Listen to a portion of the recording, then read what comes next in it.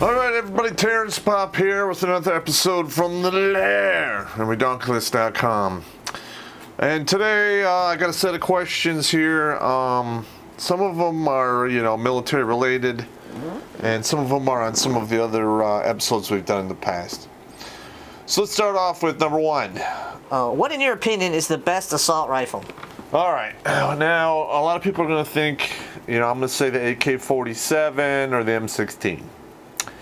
Both those weapons are very good, but they are not actually the best that you can get. The M16 5.56 is very, very accurate, but not nearly as reliable as the AK-47, which you could put half a tube of Crest toothpaste into and it'll still fire and cycle. You could throw it in the mud, pick it up and fire it and it'll be fine. Cannot do that with an M16. The weapons I picked, people are going to think I'm crazy, but I've handled a lot of weapons in my day. And I got to tell you, the Israeli Galil is the best of both worlds. It's a 5.56, highly accurate, has a lot of the redundant systems to allow it to fire while it's all jammed up and caked with mud and so forth. It's got, I believe, the same blowback system as an AK-47, or maybe it's the gas tappet, I'm not sure. But yeah, and the one right behind that is the Daewoo. It's a South Korean battle rifle, which is basically same thing. The reason I like the Daewoo is it has an actual extraction arm built onto the end of the bolt and an extraction arm on the side of the receiver. So if one fails, the round will still be ejected from the weapon or the brass. So and it was easy to shoot. It was fairly accurate. Wasn't overly too heavy. It was a good all-around weapon. Very similar to the Galil, though. I think they kind of copied off each other, but those are two good ones. And right behind those two weapons would be the HK G3 and the G93. One's a 308, one's a 5.56. Both of them are workhorses, very precise, and the 308 is one of my favorites because it'll knock a man down 800 meters, no problem. Where the 5.56, you probably wound them or you got hit them 2 or 3 times, which is not always that easy. And then right behind all those is the M14 and all the M14 derivatives they have out there. That's a 308 rifle. Was used after World War II up into like the last third of the Vietnam War. 308. Damn good weapon. I don't know why we don't continue to use that. Oh well, what are you going to do? It is what it is. All right, the next one, number 2. Somebody asked me what my opinion is on the 6.5 Creedmoor and the 6.5 Grendel rounds. Well, the 6.5 round, the ballistics are probably the best you're going to get. And the Germans, go figure, they figured this out way back in the day with a 6.5 millimeter Mauser. It had a 55 millimeter brass case. Very good rifle, very accurate, and I believe John F. Kennedy was shot with an Italian 6.5 times 55 rifle, and he had a little bit taken off the top. Got himself a JFK haircut with that weapon. Though I don't believe Oswald got all those rounds off, but all the people who were involved in that were probably killed within a day, so we'll never know. Okay, the Creedmoor, very, very high chamber pressures, excellent flat trajectory. In fact, the trajectory of the Creedmoor is very similar to the 300 Win Mag without all of the shoulder-destroying kick. So, that's good. That case, I believe, is 43 millimeters long. They still wanted to have a lot of power and have the case be short enough so they could probably use it as an assault weapon round 2. The 6.5 Grendel was specifically designed to be an assault weapon round because the case is 39 millimeters, which happens to be the same length as the AK-47 brass. Go figure. Between the two, when they go neck to neck, the Creedmoor has a better trajectory out to 1,000 meters than the Grendel, and the Grendel loses a lot of its ass past 800 meters. But both of them have a really really bad downside, and that is they wear the shit out of the rifles relatively quickly. The Creedmoor, you're losing your accuracy between 3,000 and 5,000 rounds. That's nothing. You could run through 5,000 rounds in one heavy live fire exercise. The Grendel will do the same thing, but usually that's between 5,000 and 8,000 rounds. So the fact that these rounds are so punishing to the weapon that destroy the barrel, I really can't see these 2 rounds being picked up for military use.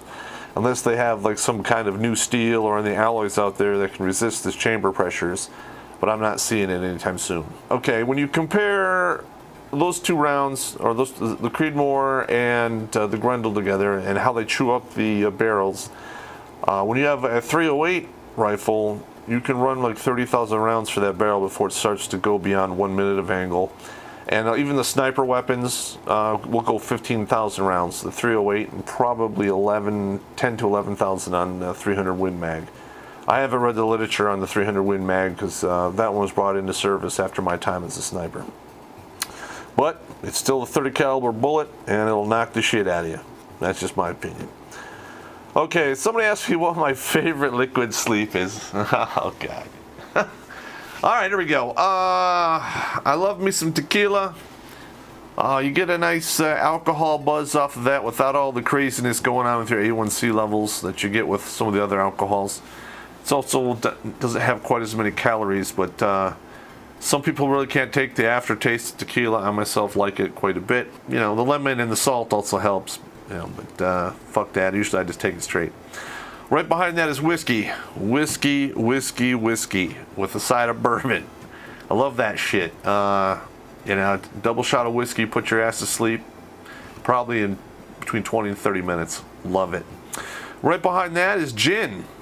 I don't like drinking straight gin, but I like gin and juice. It's some good ass shit. Especially tart cherry juice or tart cherry juice concentrate. Because you have it with your gin, not only does it help you sleep, but the tart cherry juice is actually a very good anti-inflammatory for your body. It's pretty much up there with Motrin and some of the other anti-inflammatories, except this one benefit. It does not impact your kidneys or your liver negatively at all. There you go. Okay, let's see. Mr. Popp, you mentioned the spinster bubble in one of your past videos. Can you please elaborate? I do make a lot of fun about these spinsters and the cat ladies. In fact, I'm coming up with a cat lady starter kit list, along with a serial killer start shopping list. I think that would be a pretty funny comedy skit. But a lot of these women, especially since the 80s, where they've been fully indocked into this feminist bullshit, even if they say they're not feminists, you know, they'll still jump on board for a perceived injustice, which is fine with me. I don't care. But it has driven a wedge between the sexes, and down the road, you know, I'm also, you know, I'm not excluded from this. In fact, everything I talk about in my videos, I fully know that I'm also probably in the betting pool of getting fucked up with what's going on. And I accept it, I acknowledge it, and I understand. But a lot of these women, they think this is going to go on forever, and they hit that wall, you know, 35 to 40. Usually it's a little earlier, especially if you're a redhead and you age like curdled milk.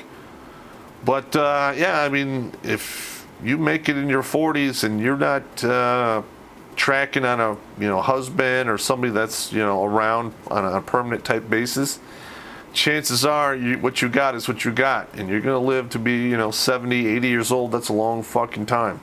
But we've already had this problem with a lot of these women living like in oppressive poverty, which, you know, they did to themselves, but nobody wants to admit this. Because a lot of these women who living in poverty were probably married, decided to get divorced, they could do better down the road, and never materialized for them. So here they are in their 50s, 60s, 70s, eating cat food, and 4 or 5 of them living in a flat because they can't afford the rent. And they did it to themselves. And unfortunately, down the road, when this does happen, they're going to change the laws around the rack dudes through the coals even more upon divorce. And because these women are going to get fucking just absolutely flambasted by the system that they themselves created. But hey, that's just me, Mr. Predictor, because, you know, I'm a dude with a dick. Anyway, that's my take on that shit, the spinster bubble. In fact, I'm working on an episode for the spinster bubble. And it ought to be very entertaining, so stay tuned. Okay, this guy here, he says, Mr. Popp, can you expand on the full Monty? There has to be more tricks. All right, if you haven't checked out the full Monty, please do so. It's basically a list of dirty tricks you can use to help defend yourself in divorce court and or from friend of the cunt. Yes, there are plenty of more tricks, and I should probably update that and make a full Monty 2. Some guy requested that I also make a list of how to get rid of men living in the house where your ex-wife or ex-girlfriend lives with you, or whatever, who has your children. That would be very good. I'm working on that, and it is most devastating and hilarious. But, you know, to do such things, you gotta do dishonorable shit, and you gotta play fucking dirty. But my opinion on that is this. I generally don't try to be dishonorable or fight dirty. But if my children are involved, I'm going to the mat, I'm eye gouging, and I'm a cheating motherfucker all day long, every day, 365, 24/7. That's just me. Okay, I got like this comment in regards to don't ride the horse chick. Please check it out. Basically, I'm not going to go through the whole comment, but she called me a psychopath in the comments, you know. Well, first of all, the mere fact that I'm doing this proves that I'm not a psychopath. I'm a sociopath, and the woman that left that remark, you should probably look that up in the dictionary and learn the difference, you stupid bitch. I'm in college as a student, and I love your College Crunch video. It is so true of today. Is there any other way I can avoid some of these expenses? Yeah, you go to community college for your first 2 years and transfer a full boat. Most of those four-year colleges will allow you to transfer 62 credit hours over. Whatever four-year college you're aiming at, you go to there first, get a list of what they'll take from your local community college, and only take classes that will transfer over. Number 2, don't live in the dorms, okay? Don't live in the dorms. Don't live in the dorms. I'm saying that 3 times because people who do that wind up getting fucked up. Your GPA goes in the toilet, and now you have to worry about sexual assault and you know, rape charges and all kinds of other horse shit that goes on these college campuses. And they don't need 90% determination to punish you. All they need is 51%, a preponderance of the evidence. So basically, her and one of her girlfriends as a so-called witness, and guess what? You're getting evicted from fucking your dorm or wherever the fuck you are, and you're getting kicked out of school. So my opinion is go to a local four-year college, go to community college. If you can buy your books from the used bookstores. If they change the prints of the books, which they do every 1 to 3 years to sell more at this full crazy price, buy the old book. Go to somebody that's in your class that has a new book. Find out what pages are different. Copy the new pages and put them in the old book. That's what I did.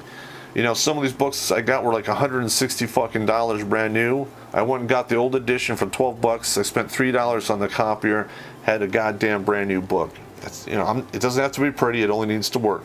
Functionality over form. All right, this is from another chick, number 8. I don't understand why you lump all women into one group. We're all not all like that. There are good women out there. Just get off your ass and find them. If you go back and you look at my videos, I use a lot of verbs like a majority or most. I don't usually use the word all because you are correct in this case. They're probably not all like that. Well, let's get real with this here for a minute. In the casino, the best odds you can get is 51.49. Okay, that doesn't sound like a big advantage, but almost everyone that goes into that casino loses their fucking ass. So that's the casino demonstration. Let's roll this back to the divorce. Like 50% of first marriages end in divorce. 60 some odd percent of second marriages end in divorce. 70 some odd percent of third marriages end in divorce, with women filing for divorce 70% of the time or more, depending upon the study that you check out. So yes, they're not all like that, but all the women that are filing for divorce are fucking it up for everyone else. Okay, and another thing, whenever I hear a woman tell me I'm different, I hear the words coming out of her mouth, but when they hit my ears, I hear the words, "Be my victim," because that is exactly what she wants you to be. So gentlemen, I highly advise you not to get married. If you do get married and you want to fall for that bullshit, okay, I got it. Only do it one time, okay? Because anything more than that is basically the definition of its insanity. You'll be doing the same thing over and over again and expecting different results because it's not going to happen. Number 9, have you heard about the studies conducted by anyone who is white that will be discounted or discarded in whole? Yes, I've heard about this. I'm waiting for some more articles to come out. If you find any out there, please send the links to my email, redonkulous12@gmail.com, because I'm assembling a list on this. And basically my take on this is simply they don't want to hear the truth. All right? A lot of these people out there doing these studies, they're not skewing the data, they're just following the numbers and where the numbers go. All right? For instance, 80% of the men in prison came from a fatherless home. Now, if that study was come up with a white person, they would say, oh, that white guy made it up, it's not true. This is kind of like the argument they use, do you believe everything you find on the internet? Well, generally, I would say no if I only find 1 or 2 sources. But if I'm going through 5 to 10 pages deep into a Google search and I keep coming across the same numbers, then fuck yeah, I believe what I see on the internet. And it doesn't matter what color you were or how the fuck the numbers were put together, numbers are numbers. So this is basically a desperate attempt from the left to shut the right up and turn off the logic bombs which are getting dropped on them left and right. All right, number 10. What is your opinion on the Cosby trial? Check out that video, Just for Cosby. I don't think Cosby's guilty of raping any of these women. I think he is a perpetrator of assholishness, but being an asshole is not rape. And also, he's from the 50s and 60s and 70s, and those people used a lot of drugs. They took all kinds of pills, they did all kinds of stupid shit willingly. So, in my opinion, you have a lot of women that are coming out of the woodwork to go after this old frail man to take his money because he's going to probably be dead soon. He's 79. He's under a lot of pressure. And furthermore, the prosecutor who is going after Cosby has to get a conviction now. Because if he doesn't, Cosby and his estate, because he'll probably die shortly thereafter, can sue that principality into the goddamn Stone Age and probably go after all of the media sites who slandered him so mercilessly in the public eye. But hey, that is just my opinion.